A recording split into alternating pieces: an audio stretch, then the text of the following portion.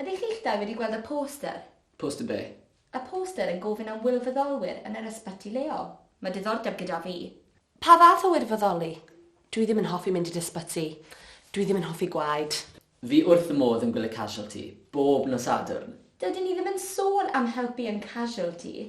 Mae'r poster yn gofyn am pobl ifanc i helpu ar warth y plant.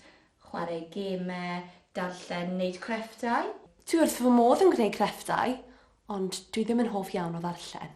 Mae darllen llyfrau i blant yn hwyl, mae union fel actio. Beth arall sy'n angen wneud? Warder hen oed. Mae eisiau cwmni ar hen bobl. Pobl i chwarae gemau fel cardiau neu siarad gyda nhw. Weithiau does dim teulu na ffrindiau gyda nhw. Mae dyn 97 mlwydd oed yn byw drwsnesau anti-blod. Oedd e'n rhyfel Falklands, a fi'n cofio nath e helpu gyda'r prawf hanes llynedd. Oedd e'n mor ddiddorol. Dwi'n cytuno. Dylen ni helpu'r hen bobl. Dwi'n mwynhau gwrando ar nain a taid yn siarad am yr hen ddyddiau, yr amser cyn y cyfrifiadur a'r ffonau symudol. Allai ddim dychmygu byw heb fy ffôn symudol. Na'r Xbox. Ond oedd dim problemau fel gordewdra a bwlio ar amser hynny. Roedd plant bach amser nain a taid yn chwarae tu allan, yn rhedeg a sgipio. Mae fy chwaer fach yn gwylio teledu neu chwarae ar yr iPad trwy'r dydd. Dydy hi ddim yn gwybod sut i sgipio. Beth amdani te? Beth am mynd i wirfoddoli? Fi'n siŵr bydd yn hwyl a newn i ddysgu lot. Iawn, ond i ba ward? Beth am ofyn cael profiad sawl ward? Ward y plant, ward yr hen oed, ward y babanod? Na, dim diolch. Llwch chi'ch dwy fynd yno. Fyddai mynd i wirfoddoli gyda radio'r ysbyty. Fyddai wrth y modd.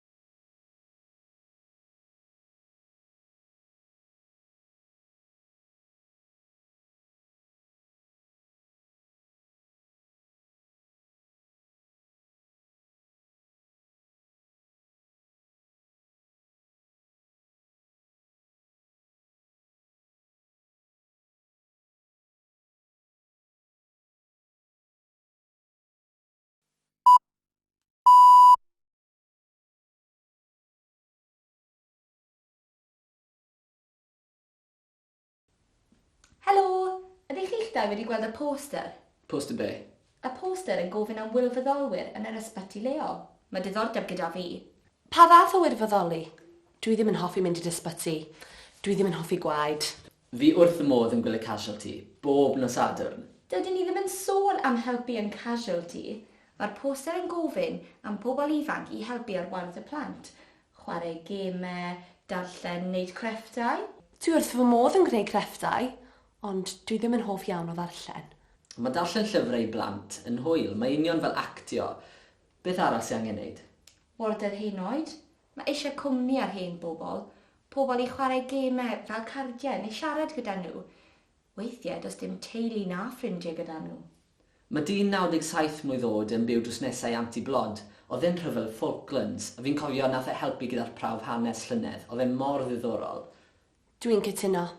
Dylen ni helpu'r hen bobl. Dwi'n mwynhau gwrando ar nain a taid yn siarad am yr hen ddyddiau, yr amser cyn y cyfrifiadur a'r ffonau symudol. Allai ddim dychmygu byw heb fy ffôn symudol. Na'r Xbox.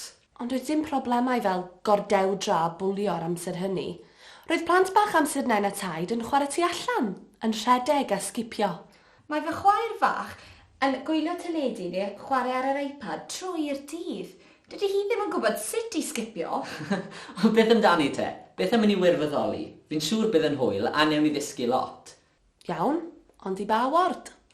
Beth am ofyn cael profiad sawl ward? Ward y plant, ward yr hen oed, ward y babanod? Na, dim diolch. Clwch chi'ch dwy fynd yno. Fyddai mynd i wirfoddoli gyda radio'r ysbyty. Fyddai wrth y modd.